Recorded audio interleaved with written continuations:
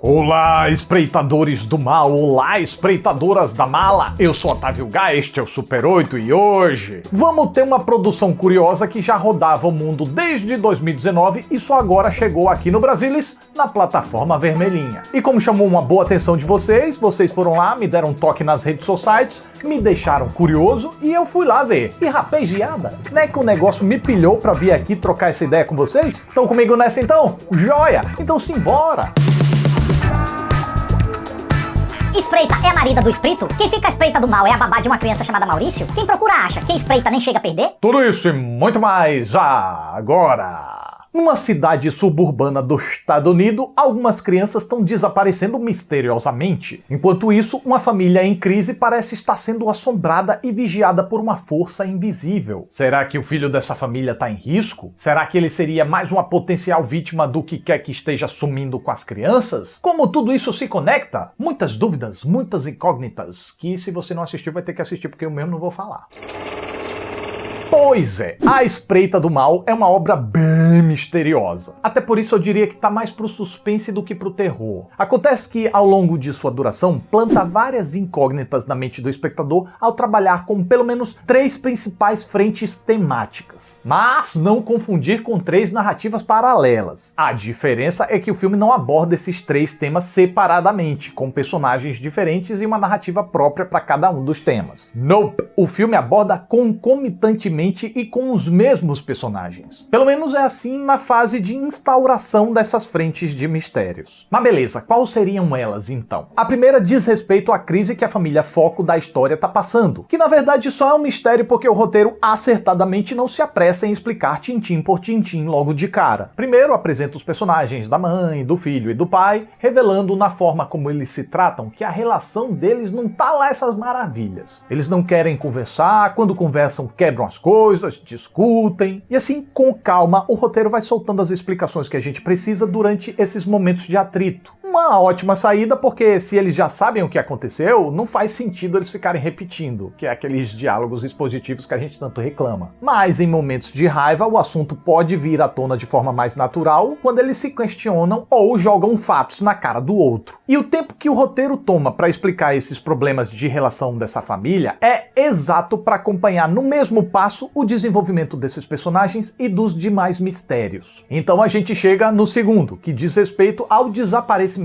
de crianças e adolescentes na região. E a família não feliz aqui do filme tem relação direta nessa perengolenga, tanto porque o pai é um dos detetives por trás da investigação, quanto pelo fato dessa família ter um filho adolescente, que tem potencial para ser mais uma vítima desse raptor, que a gente não sabe quem é, não sabe o que quer, na verdade a gente não sabe nem qual a natureza dele. Seria real ou sobrenatural? Da mesma forma, a gente não sabe se é real ou sobrenatural aquilo que parece estar espreitando a família dentro da própria casa. E apesar de parecer ter alguma relação com o caso de raptos, o roteiro prefere não deixar isso claro durante o desenvolvimento da trama e trata assim como uma terceira frente de mistério. O que a gente tem são pistas do roteiro através de acontecimentos de aspecto fantasmagórico, como objetos que somem, surgem, que se movem aparentemente sozinhos, como se alguma assombração tivesse querendo ganhar força pentelhando aquelas pessoas. Já a direção aproveita uma trilha sonora com barulhos de trombetas do inferno para nos perturbar e enquadramentos gerais com suaves movimentos espreitando a casa para sugerir a presença dessa força maligna invisível e onipresente. O diretor Adam Randall, que tinha apenas 2 longas pouco expressivos no currículo até então, aqui, mesmo edificando seus esforços num terreno convencional, o de assombração supostamente, faz isso com elegância sem apelar aos truques rasos mais tentadores do gênero, sustinhos e pesadelos e coisa e tal e coisa pimba. Ah tá, e eu falo supostamente porque, lembrando, embora a narrativa dê pistas de alguma presença fantasmagórica, assim como os demais mistérios, o filme não se apressa para revelar do que se trata exatamente. E muito me agrada que o filme sustente essa dúvida até que ela realmente não seja mais útil, nem passando do ponto, nem revelando cedo demais. Tem alguns truques narrativos aí para preservar a gente atento? Sem dúvidas, mas comigo funcionou e não incomodou. Creio que seja porque o filme não chega a enganar o público. Ele dá possibilidades, solta pistas válidas para qualquer uma dessas possibilidades e brinca com a nossa expectativa através do poder da sugestão. E eu não me senti enganado porque depois que chegam as revelações, tudo foi tão bem pensado que se mantém de pé numa revisão. Mas beleza, estabelecidas as 3 frentes de mistério, elas juntas despertam uma quarta, o que tem uma a ver com a outra. É aqui que o roteirista Devon Gray, cujo currículo como ator é enorme, apesar de serem muitas participações sem muito destaque em filmes e séries menores, chama atenção com seu roteiro logo no seu primeiro trampo nessa área, através de uma virada que talvez não seja tão criativa, porque lembra bastante um filme prestigiado recente, que eu não posso falar senão estragaria a surpresa, mas que ainda assim é uma reviravolta muito bem encaixada. A Espreita do Mal é um filme que a gente não pode dizer que não acontece muita coisa, porque sim, tem sempre muita coisa acontecendo.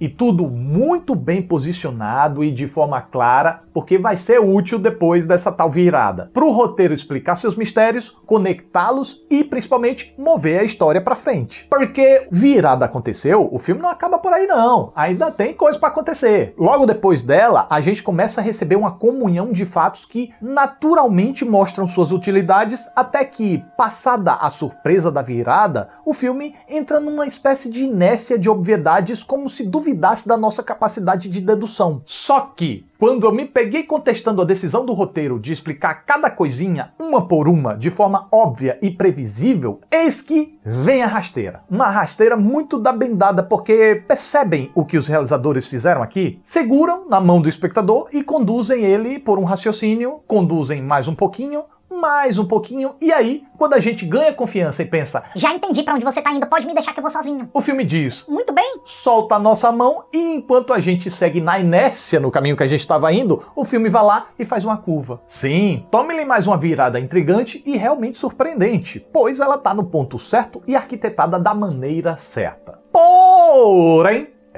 tem um porém. Alguns, na verdade. Embora eu tenha gostado de ser surpreendido da forma como eu fui surpreendido, com o que eu fui surpreendido já não posso dizer que me agradou tanto. Sem revelar demais, eu diria que o roteiro combina mais situações incomuns do que o meu pensador foi capaz de comprar. Mas assim, vamos com calma porque também não achei algo pavoroso não, só achei uma forçadinha de barra nas improbabilidades, pelo número e pelo teor delas. Sabe quando um roteiro precisa de mirabolâncias demais para chegar onde quer?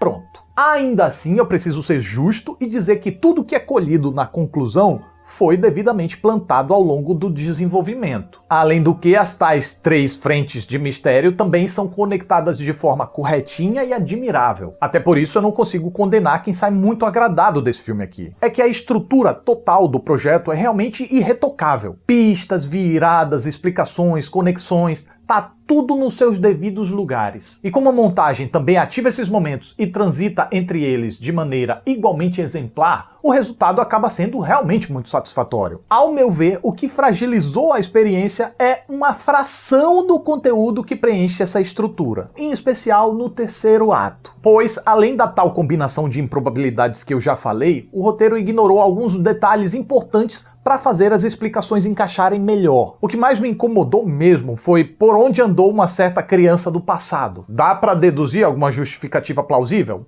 Dá, mas plausível não quer dizer provável. E se a justificativa tiver que ser mirabolante, o filme não pode simplesmente se fingir de doido e largar pra gente. Isso precisa ser abordado. E tem mais algumas escorregadinhas também. A direção mesmo também dá as suas. Como ao introduzir o conceito de found footage pra abandonar logo depois. Por que introduziu então? A gente começa a pensar numa justificativa narrativa pra isso, mas acaba morrendo na praia. Acaba sendo o recurso pelo recurso. E isso é pobre e raso. Outra coisa, tem um certo trecho que é deliberadamente excluído da linha do tempo para sustentar uma surpresa lá na frente. Tô falando de todo aquele trecho que o pai sai de casa sozinho. Se eu não tive um sentimento de trapaça antes, no uso de recursos que mantinha a dúvida sobre o perigo ser sobrenatural ou não, eu tive aqui, nesse ponto, quando é revelada essa omissão proposital, já que ela não traz uma dualidade, não traz elegância. Se fosse alguma coisa que precisaria ser preenchida por outra perspectiva, ok. Se fosse uma narrativa já constantemente com buracos propositais, ok, mas fazer uma pontual omissão numa narrativa linear que não tem omissões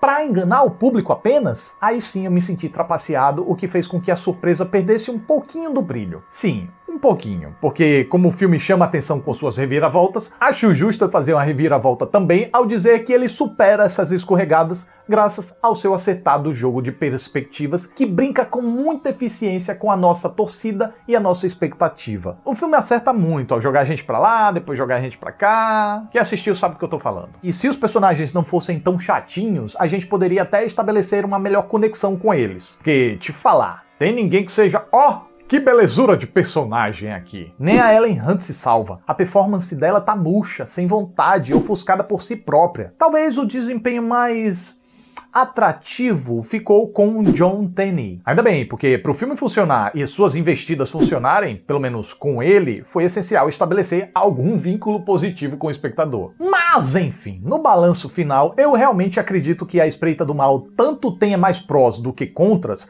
quanto que os prós tenham mais força do que os contras. É um projeto criativo, bem realizado, que parece estar caminhando na convenção e surpreende ao entregar mais que isso. E falando em surpresa, não desaponta ao alimentar seus mistérios separadamente, ao fazer voltas muito bem estruturadas e conseguir concatenar tudo direitinho nos finalmentes. Posso não sair tão entusiasmado com as respostas, mas dizer que as questões não foram explicadas ou que as explicações não encaixaram umas nas outras, isso eu não posso dizer não.